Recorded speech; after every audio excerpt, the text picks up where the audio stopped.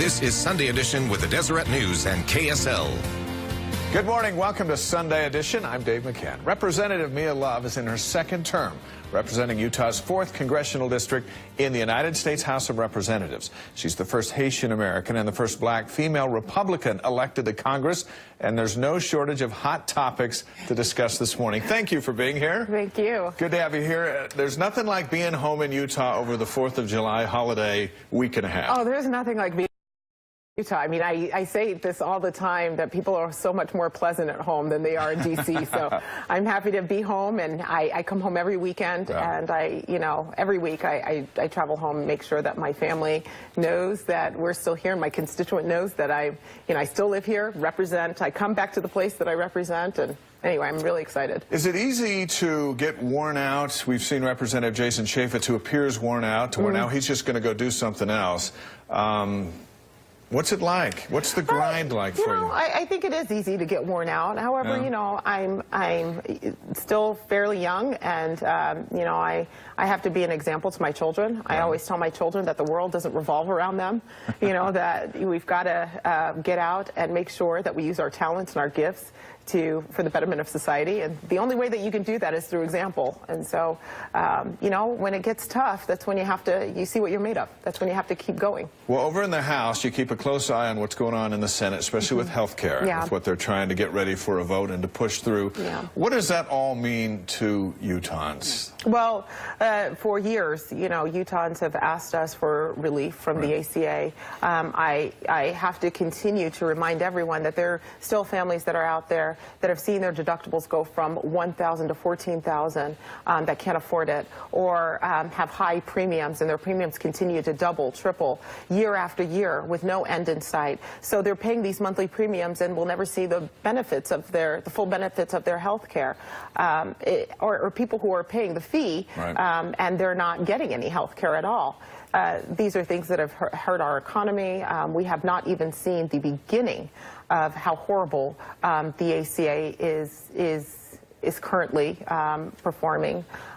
We see exchanges all over counties, especially in the state of Utah, where exchanges are just completely are closing their doors, saying that we can't keep up. Do you like what you're seeing that's coming out of the Senate, or are you just kind of eager as everyone else to see what it is? It's a work in progress. Things change daily. There are several things that are really important to a lot of people.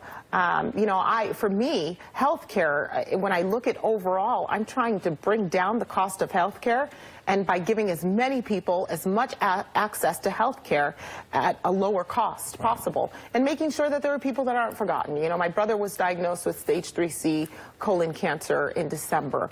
I want to make sure that there are people that still have the ability to pay for insurance, that want to be able to change jobs and feel like their lives aren't over because they won't be covered.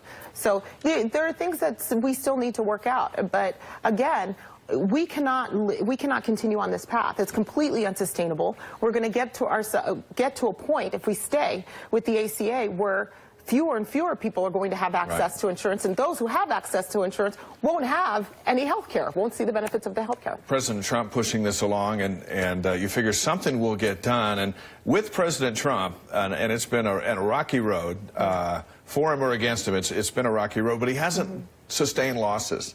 He continues to get what he's pledged to do. Is he easy to work with? So far, he's been a lot easier to work with. There are some things that frustrate me, in terms of communication styles are probably, I think we need more civility in this process. Maybe a few less tweets. More civility, more respect for one another as Americans, because we are all here. We are all Americans. We want the best policy for for everyone, and so it's that part is frustrating. But in terms of anti-regulation and keeping the promises, his campaign promises, he's kind of kept up with that. I don't agree with everything that he does. As a matter of fact, I call him out on things that I disagree with. But it reminds me why we need more of a balance of powers.